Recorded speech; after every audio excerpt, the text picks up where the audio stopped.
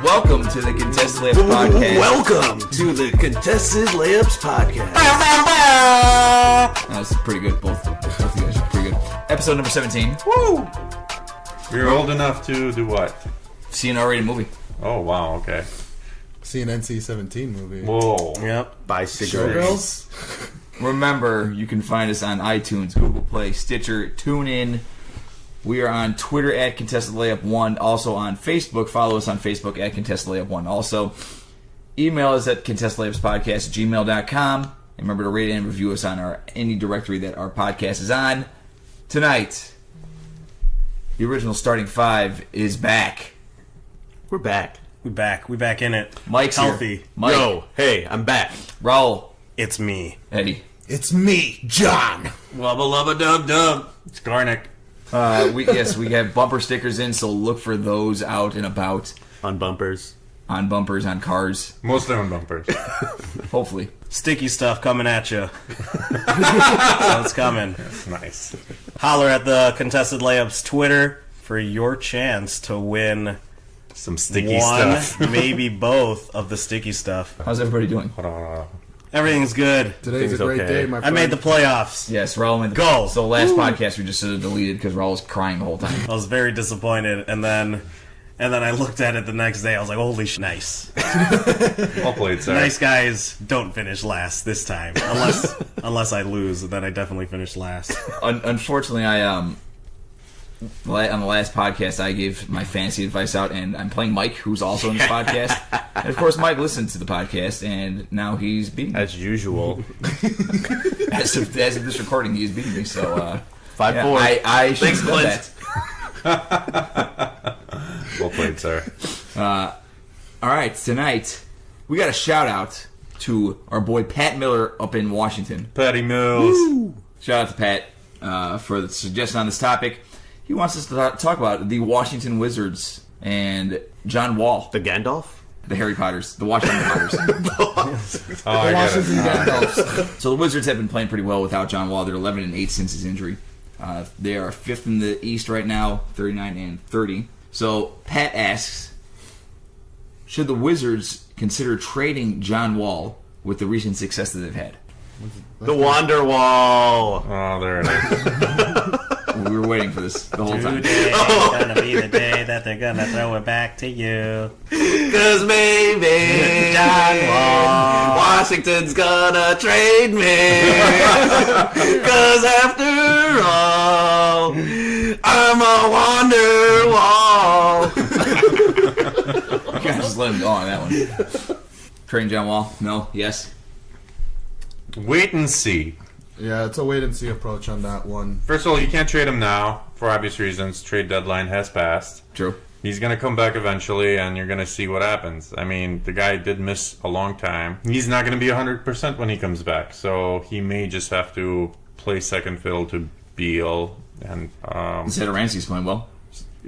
that, plus he may not be capable of playing 35 minutes a game. Probably not right now. Yeah, he's No. going to be pretty rusty. Instead of Ramsey's filled in very well last 10 games, averaging 10.4 points a game, 4.6 rebounds, 5.8 assists on only 2.1 turnovers a game. My boy. That is some efficient statistics right there for a starting point guard. John Wall, I think, is probably close to around 4 turnovers a game.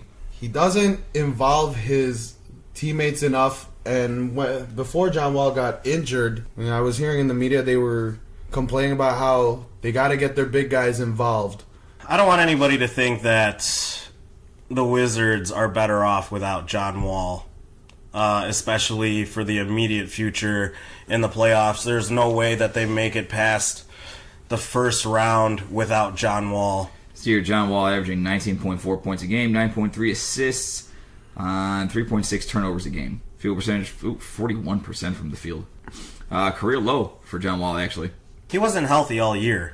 True. By the time the NBA playoffs start, John Wall could be back into more or less form. Yeah, probably not 100%, but maybe 80 to 90%, which is still better than most. John Wall's win share 2.5 this year is a career low outside of his rookie season. That means that above a replacement player, he's only averaging 2.5 wins, more than a replacement player. Yeah, but again, That's crazy. He was injured the whole year. It's not a touchy subject, but it's kind of I could see a trade happening if the salaries work, which they probably don't, considering that the guy's They do not making work. a super max coming up, 4-year, $170-some Yep. million contract. I think at the end of the day, you have to see how they do in the playoffs. Obviously, there's multiple ways they can approach it. They can either keep Satoransky as the starter, even when Wall comes back, and see how far they go, or they can just go with Wall all the way as soon as possible when he's healthy, and see how far they go. Ultimately, they're not going to win. They may win a series, but that's their ceiling. I mean, they're not going to make it to the conference finals. I think we can all agree on that. And if they do, and Satoransky is the starter, I mean, that decision becomes a lot more obvious. You may want to get rid of Wall. If you win with Wall, maybe he learned something from being away for a couple of months, Yeah. And maybe he's going to adjust his game accordingly, let Beal kind of handle more of the load going forward. Ultimately, his contract is pretty untradeable unless you have a Clippers-Pistons scenario where Pistons know that they can't sign a free agent of that caliber out, right? So they just trade for someone. Yeah. But who's going to be that team? Who's going to be the Pistons to the Wizards? No, I agree with Garnick because Wall is such an impact player, and he's kind of proven himself to be one of the elite. I mean, unfortunately, he got injured for a while, so it's hard to say like, oh, we're just gonna dump him because he's had a low year. I mean, everybody's gonna have that. So, they should probably wait, see how it goes with Satoransky, and we know John Wall is John Wall of the Washington Wizards, and he can dominate at times. So hypothetically saying, if Wall was to be traded, what do you think the Wizards would get in return for him? A player of his caliber. Considering the recent trades with Boogie, with Jimmy Butler, not much. Really?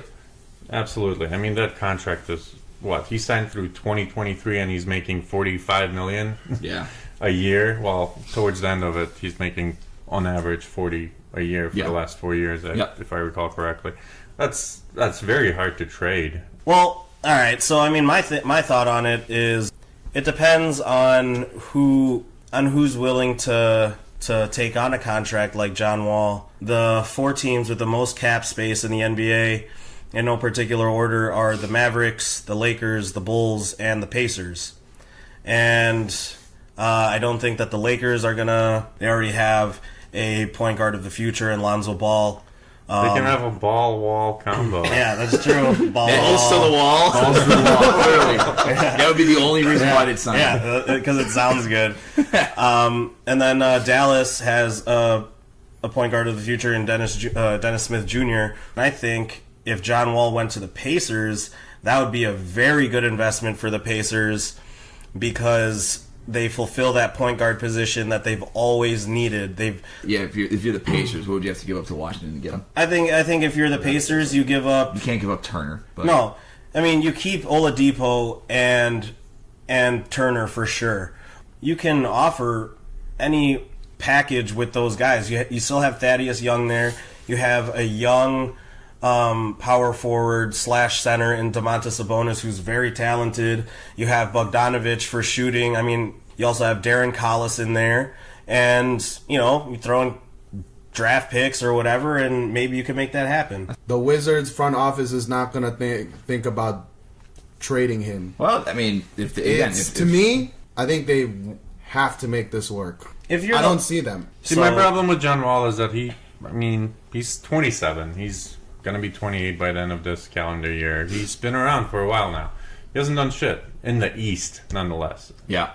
It's obviously taking a toll on John Wall to look at how he responded in the media. Was very defensive when Bradley Beal said, "Everybody eats." And Gortat goes, "Great team win." And then apparently John Wall took offense to that. But to me, he's all about himself. And that's why Okay. Yeah. people are talking about trading him. Probably John's probably right where in the sense that he's probably a little more selfish than He's it averaging seems to 9 be. assists Yeah, a but, game. but look at his team though. He only has Bradley Beal to pass to, and Bradley. No. No, but that's the thing though. he It's doesn't. like Otto Porter's a very he, good player. All right, fine, but they Otto get Porter, everybody involved. Otto Porter, and Bradley Beal have never had a problem eating. I don't know what else you want out of John Wall with putting that team around John Wall. There's not really anybody else there that has to carry the load like that. It's mostly on John But there Wall lies and Bradley with the Beal. problem, though, is that ever since John Wall was out, the quality of play it just got better. Mm-hmm. They're passing it to everybody. So it proves to John Wall that no, I don't have shitty ass teammates. They're 11-8. It's not like they're like going off on Yeah. like a. That's New what I'm Orleans- saying. Yeah. Yeah, or like a Portland type. They of haven't run. gone on like a 10-game win streak or anything. Like they're 11-8. Bradley Beal has been the main benefactor in that. Yeah, Satoransky has been playing well. Oh, then do you build around Beal or do you Yes. continue to? All right. Yes, you build around Beal. So Bottom you say- line, do you think he's traded next offseason or by next February? I say no. No, I think they should, but no. probably not. The contract is too untradeable. But I agree with Raul. I think it would be best for the franchise as it stands now to trade him, but I don't think it can happen. Okay, let's switch topics here. Let's go to the NBA is flux with young talent this summer that are restricted free agents. The draft class of 2014 are these young and exciting players. Yusuf Nurkic, Raul's boy. That's my boy. Julius Randle, another one of Raul's boys. That's my boy. Zach LaVine, my boy. Jabari Parker, no one's boy apparently. Aaron Gordon, my boy, who's hurt right now, is killing me in the fantasy playoffs against Mike. And then Clint Capella, who is killing me in the fantasy playoffs because Mike has him. Mike's boy. Mike's boy, Clint Capella. All those Always players been my are boy. up for restricted free agent offers this coming summer. Out of those 6, does anyone leave their team, their current team? Yes. Yes. Wow. Who? Nurkic. You don't think Portland resigns Nurkic? I think there are some tax liabilities for Portland if they do resign him because Some he's luxury gonna, tax? Yeah, absolutely. He's going to command probably close to $20 million a year.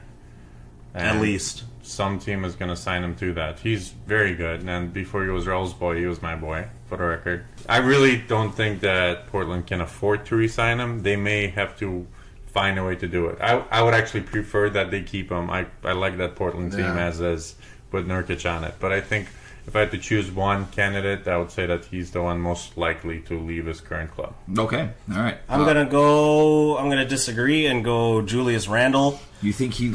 No way. No really? way. I don't think he leaves. I don't think it's up to him. Wow. I don't think it's up to him because if there's a chance that the Lakers do sign a Paul George or a LeBron or somebody, there's just not going to be money there for Julius Randle to get paid what he deserves. Luke Walton said this week that he's the best defensive player in the league. He's good. He's I like pretty Julius good. Randle. Yeah. But I can see your point where if they sign 2 max free agents, there's simply no room for Yeah. them to keep Yeah. them. Yeah. I just don't think it's very likely that they sign 2 max free agents. I That's- don't know either. I think they might get 1, if that. What's Julius Randle's range then? What is he? What would you see a fair contract is for him? 15 to 15, 17. yeah, 15, I would say. 15 to 17. Is that John? I said I think 15 to it's 17. likely that there's a sign and trade. of some kind. Yeah. It's not uncommon Yeah. for the NBA. That happens all the time. So I think maybe they let him walk on a sign and trade and get some pieces back whose contracts expire within a year so they can try again the following year. Yeah. With a core of Ball, Kuzma, and Paul George. And Ingram. And Ingram, yes. I actually think that he should ask for more than 15 to 17. I think he's worth like 20 to 25. No one has the cap room to do that. I think he's first just of going to all. ask for it. And Oh, like teams like the Bulls and No, Bulls aren't going to do that. What about Clint Capella? That's an interesting case. Mike? No. Clint think Capella's so. staying put. No, he's staying put. He's doing too well in the Houston offense for him to leave. Because if they go all the way, he's going to stay. And how Houston is dominating right now is only positive. I mean, there's no way he's going to leave such a winning team. Yeah. I don't think they have any luxury tax concerns either. Chris Paul is unrestricted this summer, though. Just saying. I don't think Clint Capella goes anywhere because this guy is too successful at what he does. There's nobody in the league that is doing what he does as good as he is at his age. You think Houston does whatever they can to resign him? Yes. Yes. All Oh Yes. yeah. He's going to be a hockey He is god not- he is- if he doesn't get his deal already. Sorry to Someone take will put your an offer sheet though. take your spot, Mike. But here's a fun fact: Clint Capella is number 1 in pick and roll scoring. Wow. Who is number 2? Julius Randle. What about my boy? Jabari, Aaron Gordon. he might go too. No. That's tough. I don't think so. I think might go. he's gone. He's Yeah, restricted. go. I think Orlando matches no matter. Yeah, he's the one they're building around. I think Orlando's. They got rid of Oladipo. They got rid of Serge It's- Ibaka. Yeah, it's like Gordon Hayward back, 4 or 5 years ago when he tried to bolt from Utah to Charlotte. Yeah. And Utah just said no. Yeah. Yep, I think it's the same thing. It's just kind of hard though because I have no idea what the hell Orlando is doing. No one does. That's Orlando. I have no idea They were what thinking the fuck you're about doing. shopping for Vucevic. Yeah. Like, it makes no sense. I don't. Who knows what they're doing? Jabari Parker. That's another interesting case. Too injury prone to really, for any team to pony up 15 or 20 or 25 mil. Yeah. I don't know how much he's worth because of the injury. Like, if he was a healthy player, he could probably go for close to max. Yep. But the fact of the matter is, he's never been that. Yep. So, I really don't know. There's enough intrigue there where, whenever he plays, he gets really good stats. And, he fits really well with what they're doing, they do in Milwaukee. I think a 3-year deal for him will probably be. I think a 3-year deal by whatever team signs him. And I think Milwaukee will try to match it. Can see him going there's to enough Utah. interest there. Can you? What? Yeah. Why Utah? Well, Utah you know, loves players like Jabari. because he's He's Mormon. Mormon. Yes. Sorry. I forgot about that actually. Really? Yeah, I did. Yeah. That's Last but not least, my boy Zach LaVine. Will there be a market for Zach LaVine? A small one. No. No, because That'll be a small one. whoever puts up an offer, the Bulls are going to straight up match it. He stays with the Bulls 100%. Yeah. They match anything. I don't want them to, but they will match anything. I mean, unless a team is ridiculous and offers Zach LaVine a max deal. Well, the max that another team can offer is 4 years, like 80 mil. The Bulls will match that. They're going to keep Levine. That's part of the core. $80 million for Zach LaVine. I just haven't seen enough to Yeah. Well, give him $80 million. You know, ironically, that keeps him tradable. At 20 mil, he's still tradable. Yeah. that is true. That's Especially true. considering what the cap is right now. Kent Bazemore got 4 for 76. Yeah, but the cap is leveling out now. Kinda. It's not what it was like not- last year. You're not seeing ridiculous deals. It's more. It Yeah. goes up every year. Yeah. The No. jump isn't what it was Yeah, 2 no, years yeah. ago. No.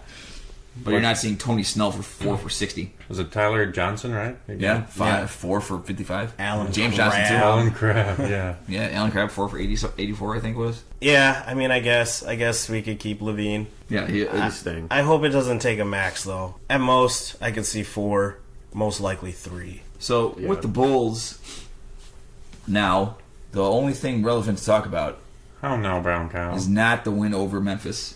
The NCAA tournament is going on this weekend, so talk about draft prospects. I think realistically, Mo Bamba is about as good as it gets for them.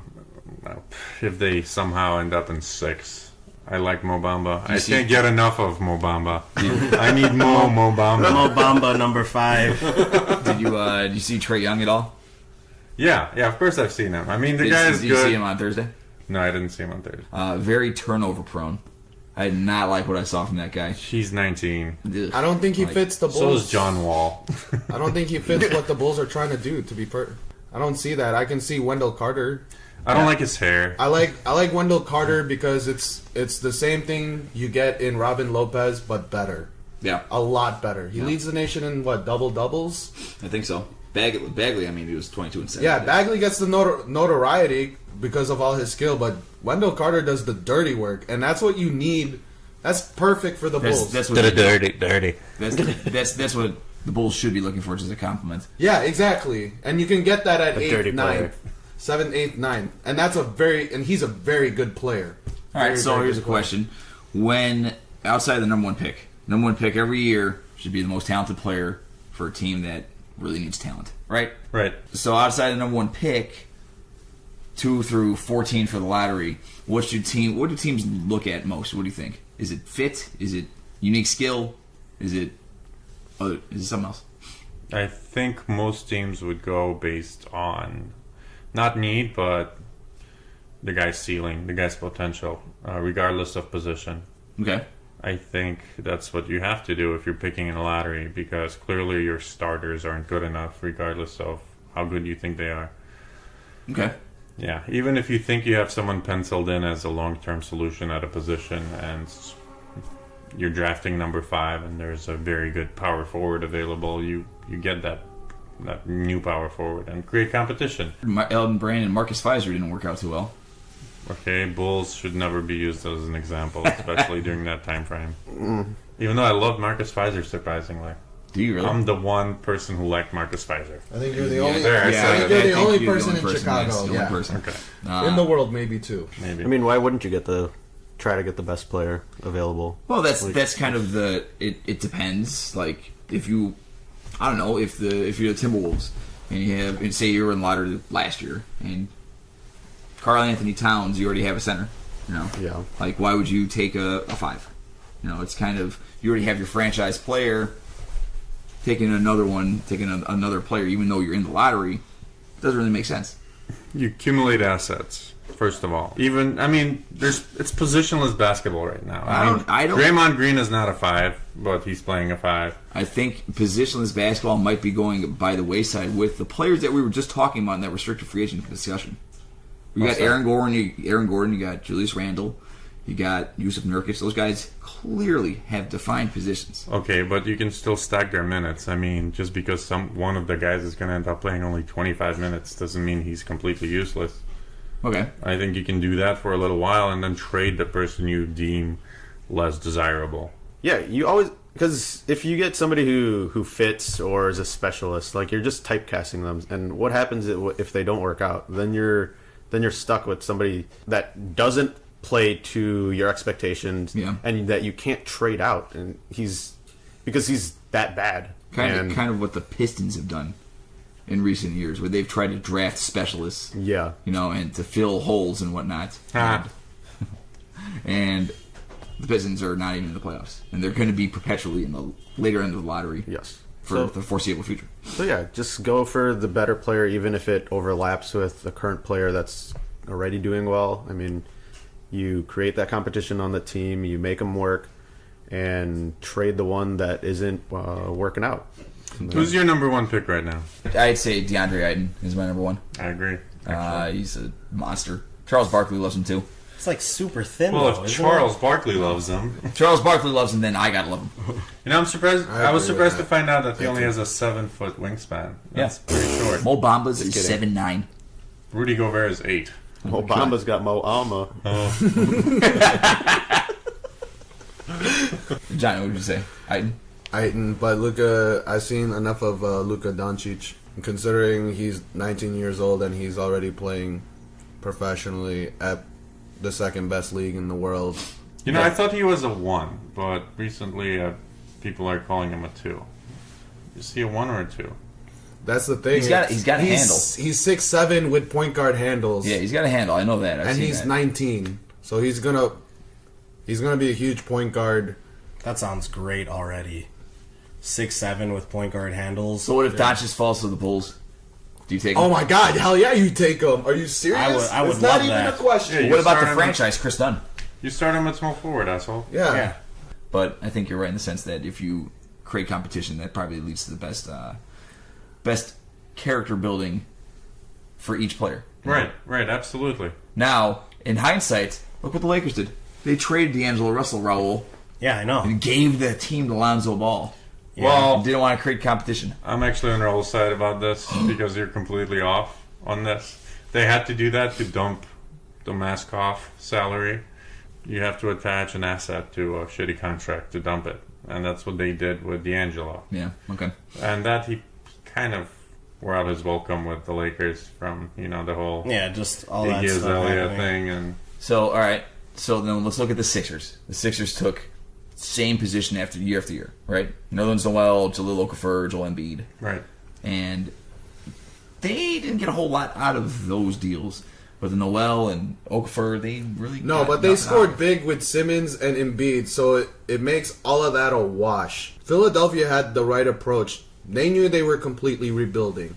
So they said, let me take the best player available each year till we hit jackpot. And they hit jackpot with Embiid and Simmons. So I know you guys are Yeah. forgetting Yeah. about it. Yeah, exactly. So you don't it's a team full of surprises.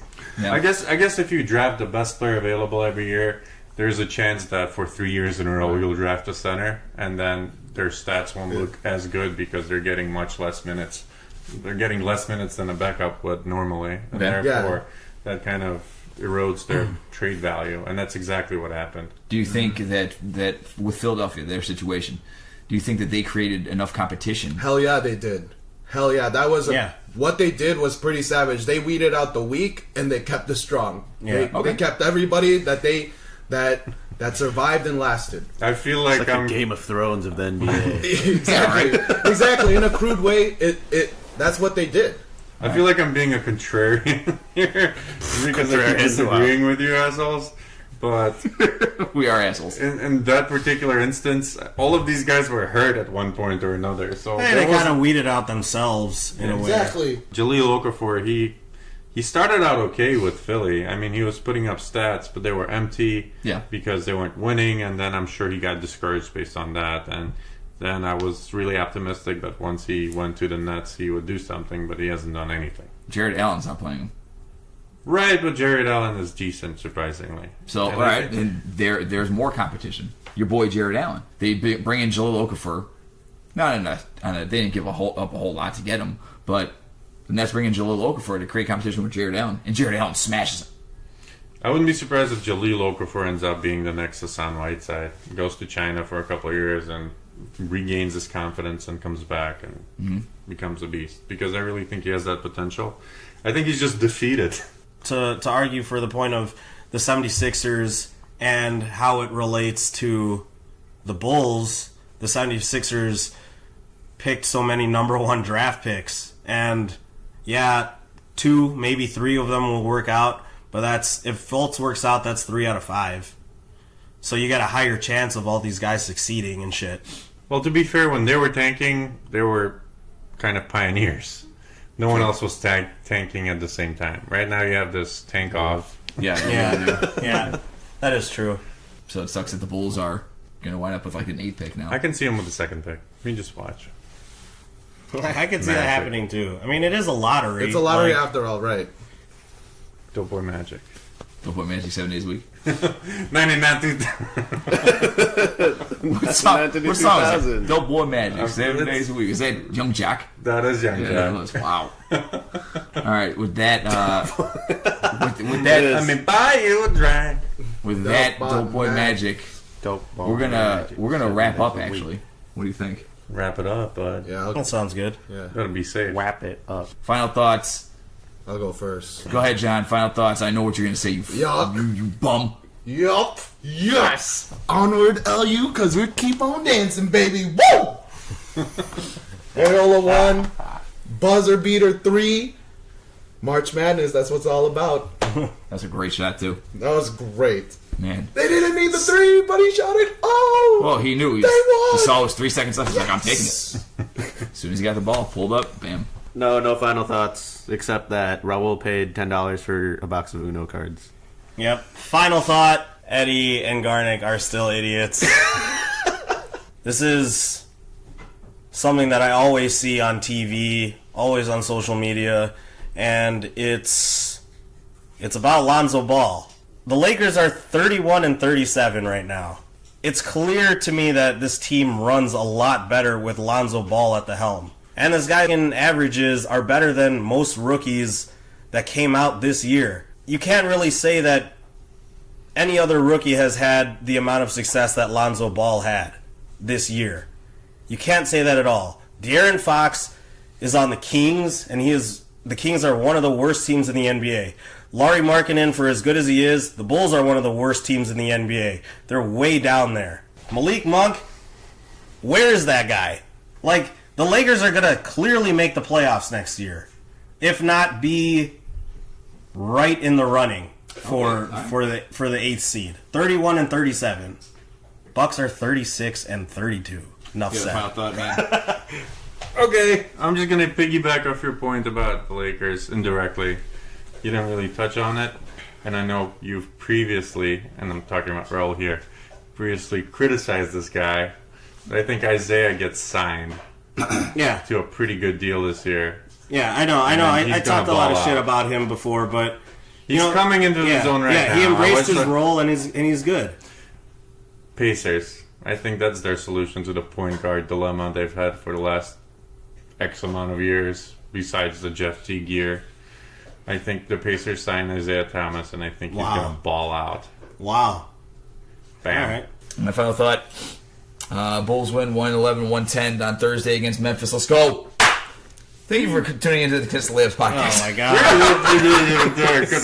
Bro. So Oh yeah, Chris Dunn and Zach LaVine or Kyle Lowry. you're an idiot, Eddie. Eddie is the idiot of the week for calling Zach LaVine and Chris Dunn, Kyle Lowry, and DeMar DeRozan. You're ridiculous, Eddie. Okay. Shame on you. All right. Shame on you. The jump that Chris Dunn made this year is pretty good. Dude, Is Dame Dollar like? completely Get the fuck different. outta here. They're completely That's a different Dame Dollar. players.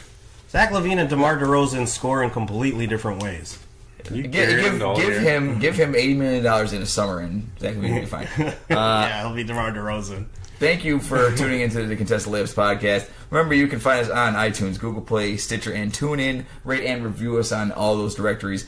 You can also find us on Twitter or Facebook at Contested Layup 1. That's our handle for both. We got London on the an track. email too. We got an email too. ContestedLayupspodcast@gmail.com. And we also got bumper stickers and stickers. Sticky stuff. Lots of sticky stuff coming It's in. coming. All the sticky stuff's coming in. And yeah, we'll see you next time.